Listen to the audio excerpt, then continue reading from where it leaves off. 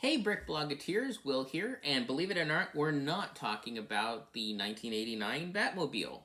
Rather, this is going to be here as a way for you to see the scale of what we're actually going to be talking about, which is set 10274 Ghostbusters Ecto-1.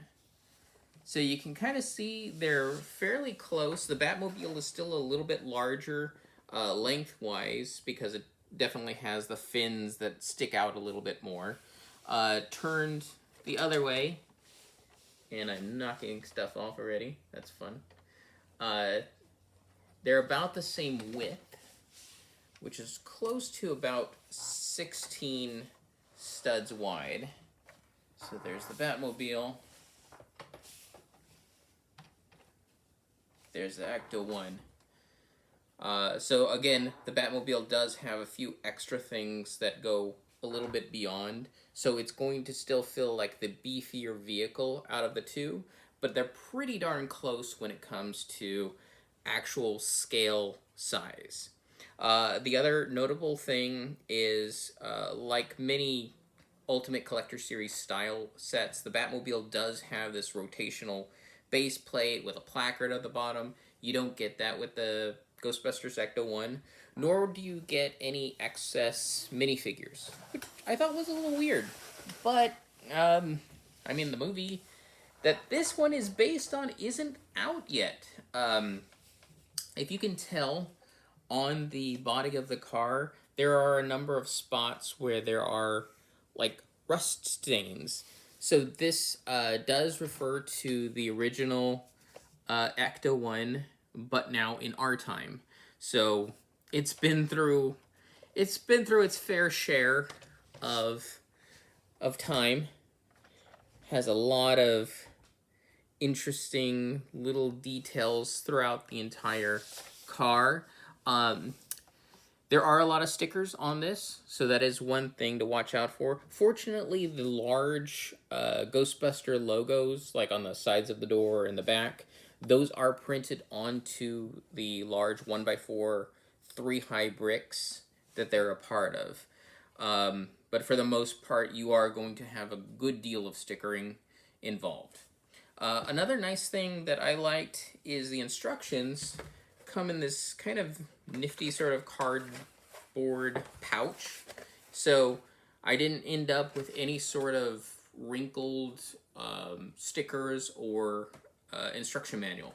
That kept it really nice and straight. This is a design by Mike Sayaki.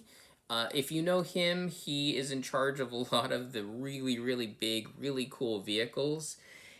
And this is a feast of angles and curves and challenging builds that I would be intimidated to do, because you can see how it tapers down, the fins go up, the tail lights, like I said, are just amazing. I mean, these pieces that rim these bottom things are actually made, you typically find them as Technic, almost turntable sort of pieces that fit inside those things, but they're using as complete decorative elements here. Of course, another neat thing is in the front. You have the barrels at the bottom with heads built inside them. This whole grille is just a whole lot of roller skates. So that's pretty neat. Plus, up here are the curved pieces we saw in the Mickey and Minnie statues that are fairly new, but this time we got them in white. So that gives us further curvature.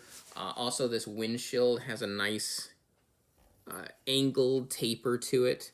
So you got some really, really expressive sort of pieces. Now, one of the features is, of course, the motor that's inside. Very, very detailed motor. It's a Chrysler motor. Of course, this is based on a 1959 Chrysler Miller Meteor. So, yeah, even in the instructions, they have to acknowledge General Motors, who owns Chrysler, for this. In fact, you get a Chrysler sticker that you place inside the motor here. So there's a lot of tiny details. This is probably one of the more complex faux motor builds I've ever seen. I mean, there's even a battery over here where you have the two leads going into the red and black on the battery. I just thought that was fun.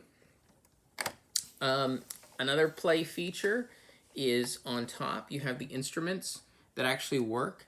This back here will rotate round and round. That will knock off fairly easily, you will find. The other thing that moves is this piece. It'll move back and, left and right. And it's all powered by this back wheel. So as the car moves forward, you can see the instrumentation working. Just like the Ford Mustang, the front wheels do move with the steering wheel, but as you can see, the windows kind of block your hand from getting inside there, so they did something really smart. Right up here at the top is a knob, and that is what's going to allow us to move the front wheels left and right without having to reach in and try to figure out how to get your hand in and play with this thing and actually get the wheels to move the way we want it to. As for the doors, we got the driver's side and the passenger side in front, as well as this reverse, almost suicide style door in the back. On the other side, this door is solidly closed, and that's going to be for a very good reason. I'll show you in a second. The back opens at this very cool angle. There's actually ball joints here that form the hinge, but that does a nice angle there. You also get a nifty little packet of Stay Puft marshmallows. They just kind of threw this in as a little treat, so that was neat. As for the play features, besides the moving elements, there is a trapdoor. You can see from the back, there's a ghost trap in here on wheels.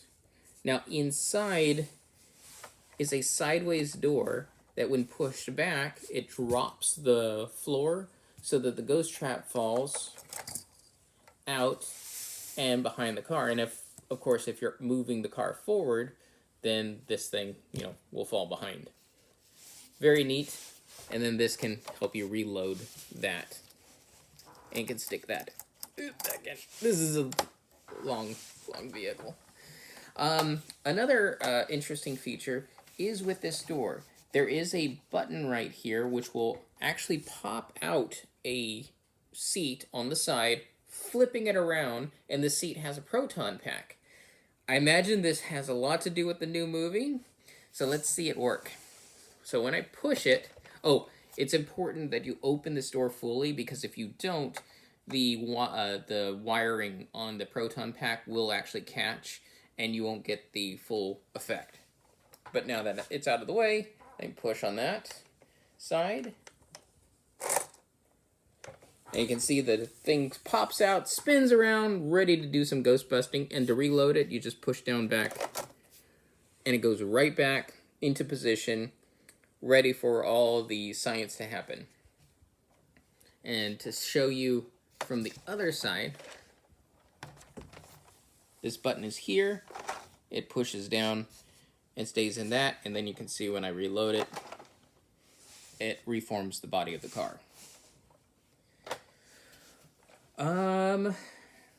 I like how they use a lot of pieces I wouldn't think, like for the ladder here. These are typically large window frames, 1x4, 6-high window frames. That was fun. This whole curvature in the back to get that interesting slant are mounted onto ball joints in 2 locations to get this very interesting angle that you just don't normally see. Again, as I pointed out, the skates in the front are fun, and you're going to find, for the most part, with this being broken down into 12 bags plus one unnumbered bag, it's very easy to build, except for there's just a few spots that's going to be challenging even for an experienced builder. So expect to take your time on this one, because it's a lot of detail work, especially when you look at the top and all the instrumentation. You have to do all the gauges, where there's gauges, the tanks in the right spots. And again, unfortunately, there are a lot of stickers that have various danger, various warnings, that are on curved bricks that you need to find your way onto all this. But that is generally what you get for the Ghostbusters Ecto-1. This was a set that I was excited to hear about, and I have to admit, with seeing some of the action elements in here, I am very excited to see this movie. So, again, set 10274, Ghostbusters Ecto-1.